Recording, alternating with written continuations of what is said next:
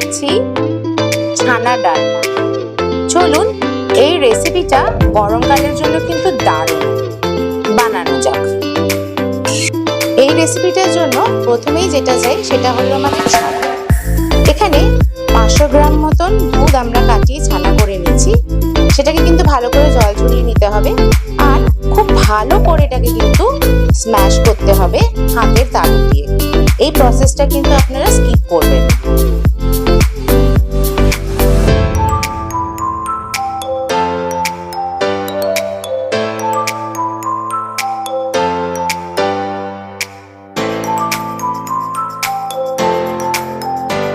দেখুন এটা কিন্তু প্রায় ডলতে ডলতে আমাদের কোথাও লেগে নেই, এত দূর অবধি কিন্তু আপনাদেরকে কন্টিনিউয়াস মেখে যেতে হবে। আর এরকম বাকি একবার চেক করে নেবেন যে যাতে এটা আরামসে আপনাদের প্লেট থেকে উঠে আসে।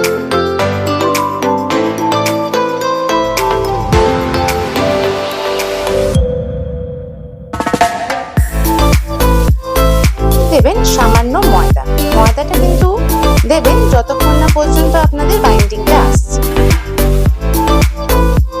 তো এরকম করে একটু গোল করে নেবেন চেপে হাতে, আর এটাকে একটু চ্যাপটা করে নেবেন। দরকার পড়লে আপনারা আপনাদের হিসেবে গোলও রাখতে পারেন, এটা আপনাদের প্রেফারেন্সের উপর ডিপেন্ড করছে। ছানাগুলোকে কিন্তু ভেজে নেবেন।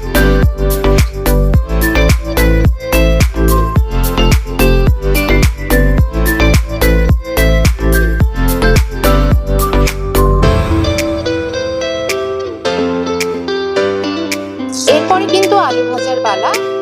আমি প্রথম থেকে এটা নুন আর হলুদ দিয়ে মাখিয়ে রেখেছিলাম, এটাকে আপনি ভালো করে ভেজে নেবেন।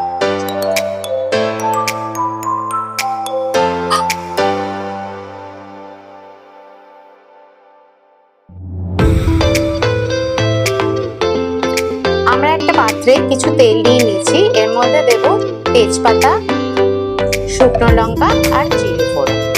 জিরে আর শুকনো লঙ্কাটা একটু ক্র্যাক হওয়া অবধি ওয়েট করব। এখন দেবেন সামান্য আদা বাটা, স্বাদ অনুযায়ী লঙ্কা বাটা, এরপরে দেবেন হাফটা মতন টমেটো, আর দেবেন স্বাদ অনুযায়ী নুন।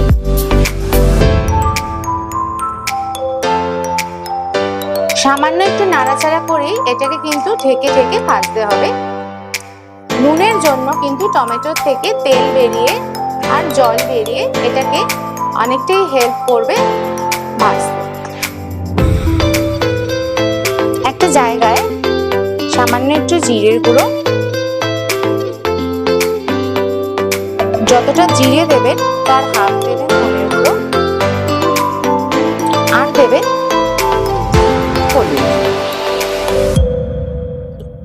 পুরো মিশ্রণটা জল দিয়ে একটু গুলে নেবেন।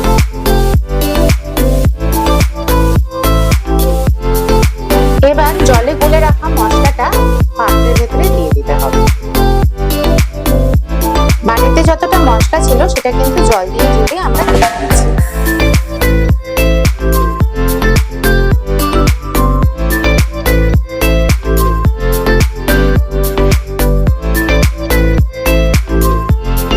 মশলা কিন্তু আমাদের ভাজা হয়ে গেছে।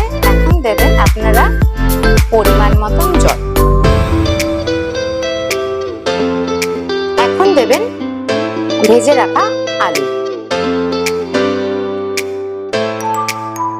এখন দেবেন স্বাদ অনুযায়ী লঙ্কা, এক চুটকি মতন চিনি, আর দেবেন গরম মশলা।